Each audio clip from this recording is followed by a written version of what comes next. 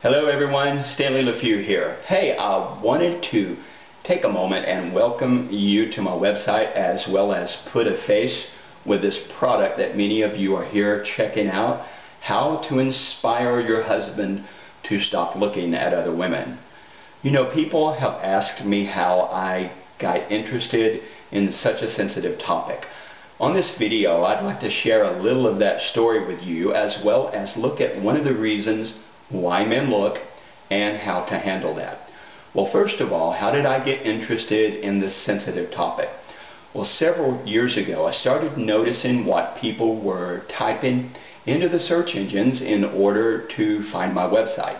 You know, it was search terms like, help, my husband checks out other women when we go out on dates, or why can't my husband stop looking at other women? These phrases came up again and again.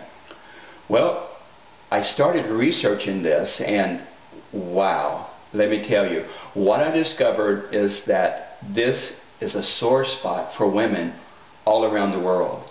You know, quite honestly, it might be one of the most difficult challenges that they face in relationships these days. Now that may sound astounding to some of you who are viewing this, but here's the reason that's true. This is not one of those issues that women openly share. This is not one of those things that they go and just talk to anybody about. This is an issue that they often suffer silently with. They're trying to work through all of the emotions by themselves. They're trying to deal with this personally.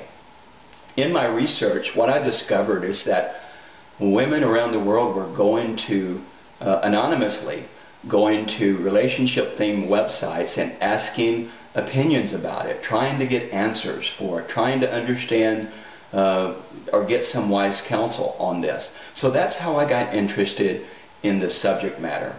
Now in my resource, I share several reasons why men look as well as several reasons why it matters to the women in our life that we do. And I'd like to share one of those reasons that men look with you now.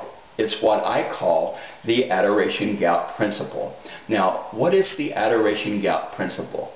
Well, many of us can understand this principle simply by going back to the early stages in our relationships. We all remember those times. We remember the giddiness we felt. We remember the raw emotion that we had, the romantic feelings that were so rich and alive, and we remember what it was like to just want to be around one another, or we could pick up the phone and talk for several hours and it just seemed like minutes. Well, this is the adoration stage of relationship, and it's usually in the adoration stages that couples start coming up with their favorite love songs together. You know, it can be tunes like the old Flamingos hit, I Only Have Eyes for You. Now, we don't wonder about the inspiration behind songs like that or their popularity, not during the adoration stage, because quite honestly, that's how we feel. It's as if our eyes and our heart are in alignment. But what happens is, over time, life has a way of creating what I call this great big emotional gap in relationships. And the wider the emotional gap, the more a man can struggle with wandering eyes. It's almost as if his disconnect from his heart is also creating a disconnect in his eyes. Now, if that is the case, then what can we do about it? Well, for the last 10 years, through my website as well as through my writings, I've been encouraging couples to create relationships that last. And I've been inspiring men to a deeper love of their wives. And I've done it through a concept.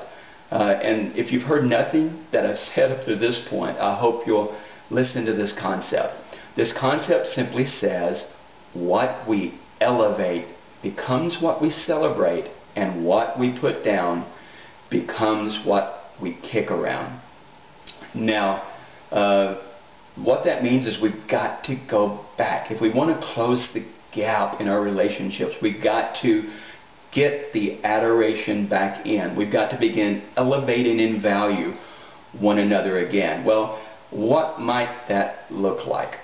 Let me explain it like this. For some reason, when people see the title of this resource, they start wondering if I'm talking about a no-look policy. I'm not talking about a no-look policy. I'm talking about something so much bigger. And I'm talking about something so much better. I'm talking about a go look policy. Go look again at your wife the way that you used to look at her when love was new. Go look again at the value that she brings to your world. Go look again at the content richness that she gives your life and start finding joy in that again. You know, one of my favorite relationship quotes is from the movie Shall We Dance? Go look again at how there are billions of people on this planet, and she has chosen to commit herself to everything related to you. The good things, the bad things, the terrible things, even the mundane things. All of it, all of the time, every day. It's as if she's saying, your life will not go unnoticed, for I will notice it. Your life will not go unwitnessed, for I will be your witness. That's adoration, folks. And that's what I'm talking about. We've got to bring back the adoration in our relationships again in order to close the gap. Now, the interesting thing I've discovered about adoration is when the heart begins to take the lead, the eyes will start to follow. Try it and see if it isn't true. Thank you for stopping by.